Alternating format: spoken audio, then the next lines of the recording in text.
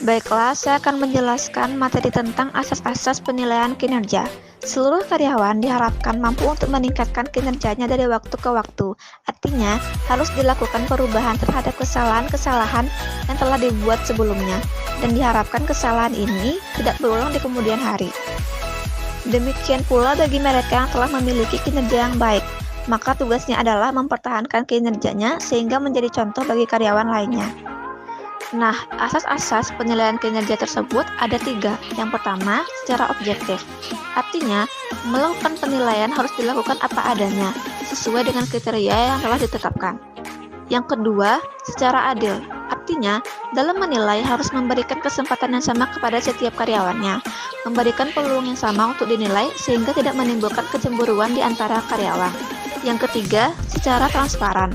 Artinya, dalam melakukan penilaian harus dengan adanya keterbukaan, baik dalam proses menilai serta memberikan hasil penilaian. Namun, terkadang dalam praktiknya ada saja hal-hal yang memang tidak perlu diberikan alasan dasar penilaian.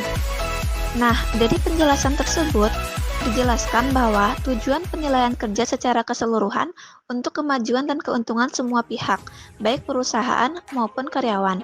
Adalah wajar apa yang diperoleh seseorang dibalas sesuai dengan jasanya, dengan penghargaan atau sebaliknya, mendapatkan hukuman yang setimpal sesuai dengan tingkat kesalahannya.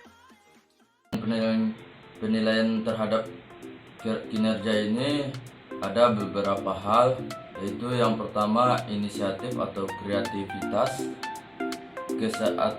adalah kesadaran melakukan sesuatu tanpa penugasan dari atasan demi kelancaran tugas dan masih sesuai dengan tupoksinya.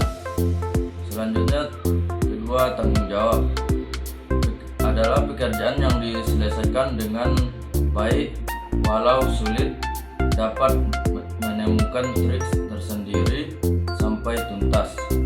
Yang ketiga, ketelitian atau kerapian, pekerjaan diselesaikan dengan baik tanpa kesalahan.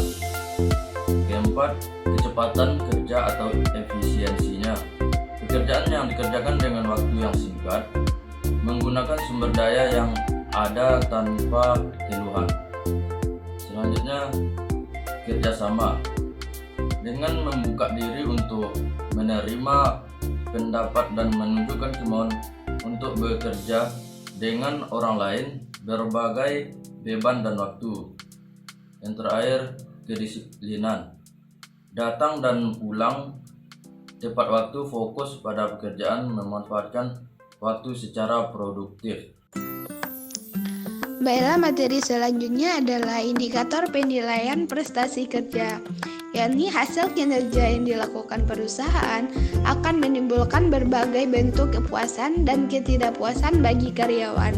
Nah, untuk mengukur kinerja karyawan dapat digunakan beberapa indikator mengenai kinerja, yakni yang pertama adalah kualitas atau mutu, di mana merupakan suatu tingkatan di mana proses atau hasil dari penyelesaian suatu kegiatan mendekati titik kesempurnaan.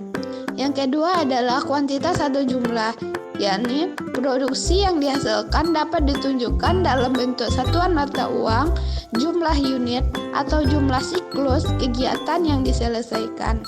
Yang ketiga adalah jangka waktu, merupakan ketepatan waktu di mana kegiatan tersebut dapat diselesaikan atau suatu hasil produksi dapat dicapai dengan batas waktu yang telah ditetapkan sebelumnya. Yang keempat adalah penekanan biaya, artinya dengan biaya yang sudah dianggarkan tersebut sebagai acuan agar tidak melebihi dari batas anggaran yang sudah ditetapkan. Yang kelima adalah pengawasan, artinya Pengawasan sangat diperlukan dalam rangka mengendalikan aktivitas karyawan agar tidak meleset jauh dari apa yang sudah direncanakan atau yang sudah ditetapkan sebelumnya. Dan yang terakhir adalah hubungan antar karyawan, yakni hubungan antar perseorangan akan menciptakan suasana yang nyaman dan kerjasama yang memungkinkan satu sama lain saling mendukung untuk menghasilkan aktivitas pekerjaan yang lebih baik. Kesalahan dalam penilaian. Yang pertama itu kesamaan dengan penilai. Kesamaan dengan penilai maksudnya adalah si penilai memberikan nilai yang memiliki efek kesamaan tertentu dengan si penilai. Artinya orang yang memiliki kesamaan dengannya akan dinilai baik. Demikian pula sebaliknya. Yang kedua yaitu bias. Bias merupakan kepribadian seorang yang memberi nilai yang biasa dengan nilai terlalu lunak, atau sebaliknya, pemberian nilai terlalu ketat. Yang ketiga itu halo efek, merupakan penilaian kepada seorang yang didasarkan pada perasaan si penilai. Artinya, jika perasaannya lagi senang, maka nilainya baik. Namun, jika perasaannya kurang senang, maka penilaiannya menjadi sebaliknya. Yang keempat yaitu hubungan jabatan. Artinya, penilaian dikaitkan dengan hubungan jabatan tertentu. Seorang penilai yang memiliki hubungan dengan suatu jabatan tertentu akan menilai dengan baik, demikian pula sebaliknya. Yang kelima yaitu tujuan tersembunyi. Artinya ada harapan atau iming-iming yang akan diperolehnya dari si penilai atau pihak lain. Yang keenam yaitu penilaian rata-rata. Penilaian dalam melakukan penilai dalam melakukan penilaian yang cenderung memberi nilai rata-rata. Orang seperti ini cenderung berprasangka pribadi, artinya penilaian kepada seseorang cenderung kepada sesuatu yang dianggapnya benar. Yang ketujuh yaitu pengaruh kesan terakhir, merupakan penilaian diberikan kepada karyawan pada kesannya yang terakhir.